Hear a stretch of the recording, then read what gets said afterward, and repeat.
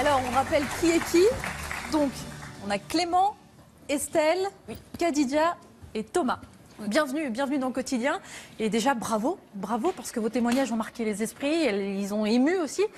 Est-ce que vous avez eu peur? Est-ce que vous avez eu peur de parler devant le président de la République, devant 1000 jeunes, devant plein de caméras?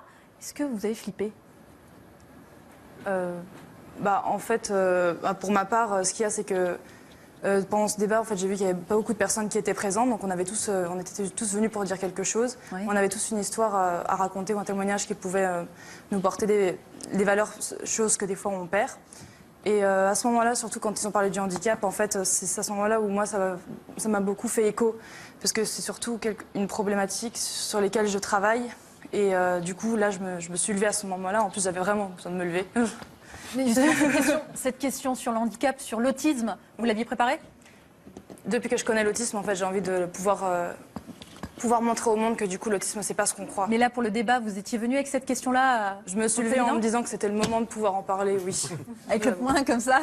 Oui, parce que c'est le moment un petit peu d'enlever toutes ces idées préconçues qu'on a, et quand justement on a une information, de voir un petit peu ce qu'il y a derrière cette information, parce que autisme, c'est pas juste un mot, un intitulé. Il y a des personnes derrière, il y a des cœurs qui battent, donc c'est ça, il faut aller voir un petit peu chez ces personnes-là et pas seulement juste se dire que un autisme, c'est ce qu'on pense que c'est. Non, faut aller le rencontrer. Hier, quand vous avez pris la parole, c'était fort. Pourquoi ça compte autant pour vous? Pourquoi c'est aussi fort? Excusez-moi, j'ai pas entendu avec les applaudissements. Je disais, hier, quand vous avez pris la parole, c'était vif, c'était fort. Pourquoi ça compte autant pour vous? Pourquoi c'était aussi fort quand vous avez pris la parole? En fait, je voulais pas trop le dire, surtout devant tant de personnes, je voulais pas que ça se sache, mais en fait, je suis en cours de diagnostic de syndrome d'Asperger, parce que c'est pas non plus seulement l'autisme, mais c'est le syndrome d'Asperger. Du coup, c'est un trouble du spectre autistique, en fait, de sorte que on est tous différents. Et le syndrome d'Asperger aussi, c'est un spectre, donc il y a des nuances, des milliers de nuances, et on est tous différents aussi, en fait, et elles ne vont pas se ressembler. C'est tout différent. Et en fait, je suis en cours de diagnostic et c'est pour ça que je voulais pas dire que j'étais dans ce cours de diagnostic.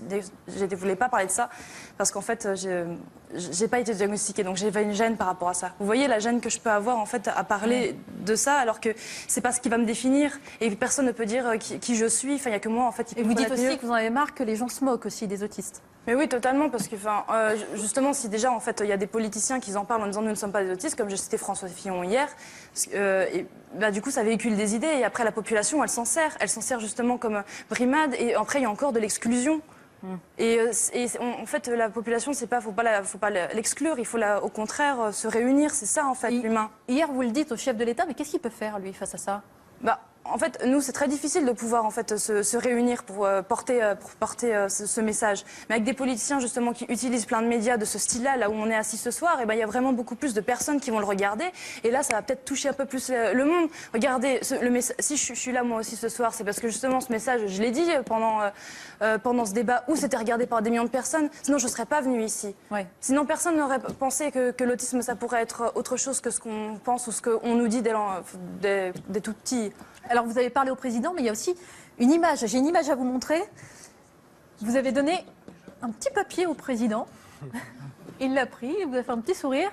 Ah ben, je vais vous le dire. Il y avait quoi sur le papier? Justement, il y en a beaucoup qui m'ont demandé est-ce que vous avez donné vos coordonnées? Non, je ne donne pas mes coordonnées à un inconnu. Même au président de la République.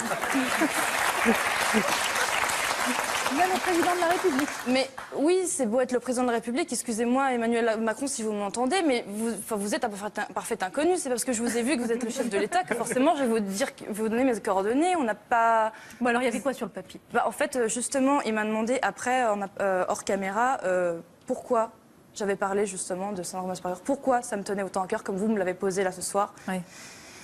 Et j'ai pris le papier justement qui avait marqué sur ma chaise avec écrit Estelle Ferrandez réservée pour la place de ma chaise. En gros, du coup, il y avait mon nom dessus et j'ai marqué je suis en cours de diagnostic. Et je voulais pas le dire aux médias parce que je voulais pas tout de suite dire. Je me suis un peu auto-diagnostiquée moi-même, mais je sais très bien que depuis l'enfance j'ai des particularités. Et depuis que je connais le syndrome d'Asperger, du coup c'est là où j'ai enfin trouvé ma place. Enfin, j'ai enfin vu que je pouvais être ce que je suis. Tourner en rond, ça peut paraître... vous savez, tourner en rond autour d'un poteau, ça peut paraître bizarre. Et pourtant, moi, j'aime bien. Tous les autistes ne font pas ça, hein. On est d'accord. Mais moi, j'aime bien, ça m'équilibre. Donc voilà. Mais Et vous avez pu le dire au président. oui, du coup, je lui ai mis ça parce qu'en fait, il m'a demandé, je voulais quand même être.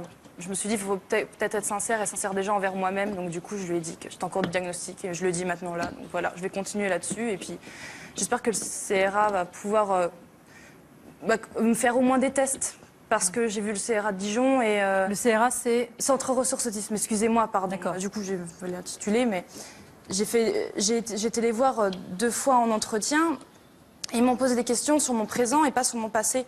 Alors que pourtant... Donc vous êtes en cours de diagnostic et vous attendez... je suis en cours de diagnostic, je suis en cours de recherche de personnes qui m'écoutent plutôt.